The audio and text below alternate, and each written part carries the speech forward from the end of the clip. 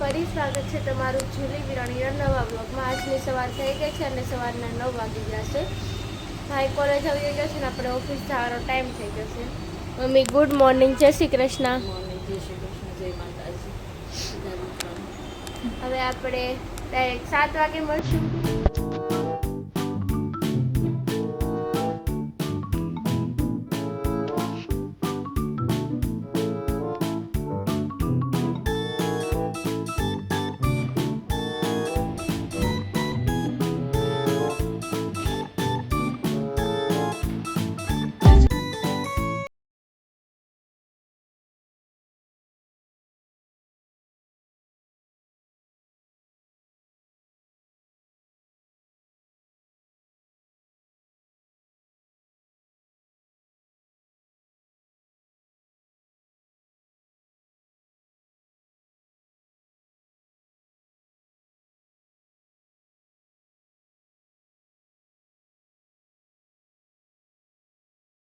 હવે અમારે 12:30નો બ્રેક પડી ગયો છે ને આજે આપણે કંઈ શાક રોટલી ખાવાનું મન નહોતું એટલે આપણે નીચે નાસ્તો લેવા જઈએ છીએ। નાસ્તામાં તો સેન્ડવિચનો ઓર્ડર કરી દીધો છે ऑलरेडी।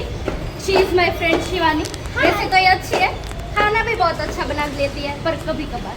અમે હવે સેન્ડવિચ તો લઈ લીધી છે, હવે આપણે સેન્ડવિચ ખાઈ લઈએ, ખુશી લઈએ। She is my friend. ये गाइस हाय। अब हम ऑफिस जा रहे हैं ऊपर चढ़ के, तो पड़ेगा। अब हम पहुंच गए, चलो बात।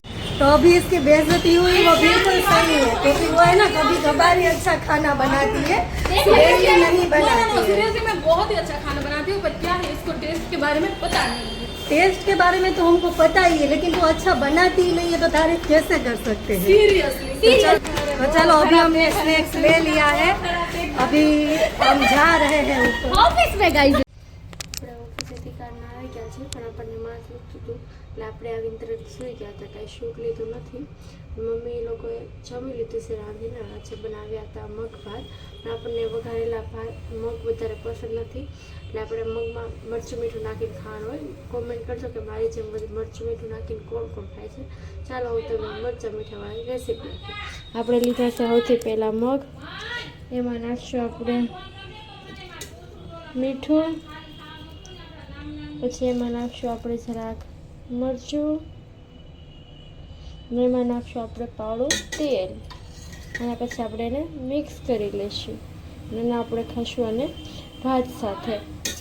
અને આપણે જ્યારે ઓફિસ હતા ત્યારે મમ્મીએ થોડી ક્લિપ શૂટ કરી હતી, હું જોઈ લઉં ત્યાં સુધીમાં તમે ક્લિપ જોઈ લો। પછી હાલો રામ રામ ને સીતારામ। આપણે બધા કામ કરી નવરા થઈ ગયા છે, મારે બહુ બધી હાડીઓ આવી ગઈ છે આજ, એટલે આજ તો હું એકલી થાકી જવાની છું। મારે એટલી હાડીઓ એકલા ચડાવવાની છે, મને નથી, મન કોલેજે વહી ગયો એટલે હું હાફી ગઈ। 2-3 બંડલ ચડાવ્યા ત્યાં, પગ દુખે છે તોય હું ધીમે ધીમે ચડાવી દઉં। હાલો હાડીઓ દેખાડું તમને હું।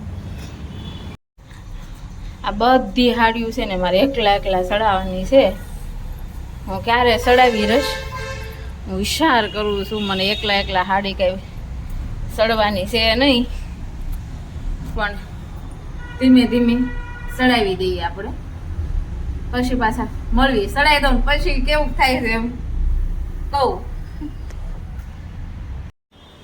આ બધી હાડી આપણે ચડાવી દીધી છે, થાકી ગઈ હું એકલી કેટલી હાડીઓ ચડાવી, કેમ ચડાવી છે ને એ મારું મન જાણે છે। હવે મારે છે ને ચા પીવાની થાય છે એટલે હું હવે છે ને ચા પી લો, પછી આપણે કોટી મારી ચાની, પછી આપણે પાછા મશીને બેસી જઈએ એટલે પગડા ચટીને બોલાવી દઈએ એટલે આપણે કાલ થાય તેને હાડી બનાવી દેવાની છે। એટલે આપણે બનાવી હવે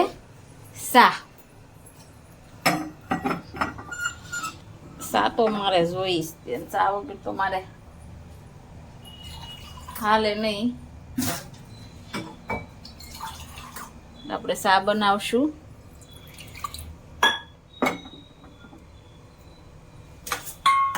ધીમા ગેસે સોડવાની।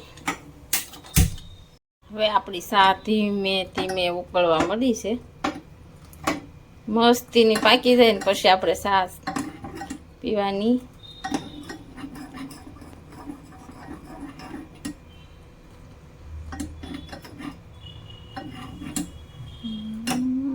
આ બની રેડી થઈ ગઈ છે રાબડા જેવી।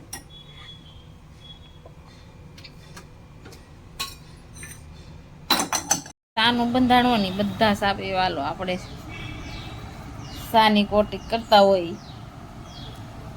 સા વગર ન હાલતું હોય. મારે તો ન હાલે સા વગર, મારે તો સા જોઈશ ત્યાં રોંડો થાય ને. એટલે આજ તો થોડુંક મોડું થઈ ગયું, 3 વાગે તો મારે સા જોઈ છે ને પછી ગમે એમ થઈ જાય. સાનું એવું બંધાણ થઈ ગયું છે ને, જાતી જ નથી સા.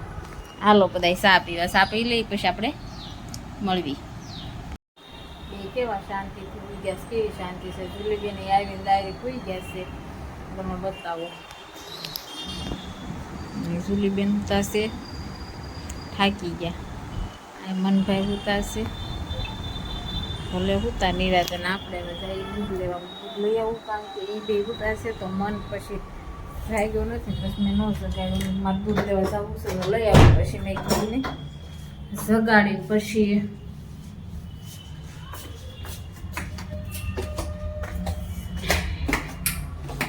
ખોટા ઊંઘમાં હેરાન કરવા પડશે. દૂધ લેવા જઈ રસ્તામાં સારો માહોલ હોય, ઠંડો ઠંડો પવન આવતો હોય.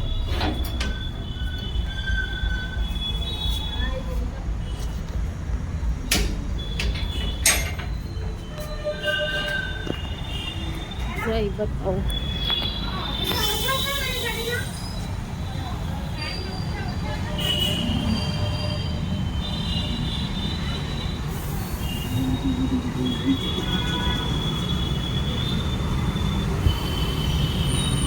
સરસ વાતાવરણ ઠંડુ ઠંડુ છે. હીરાવાળા સૂતા હોય બધું.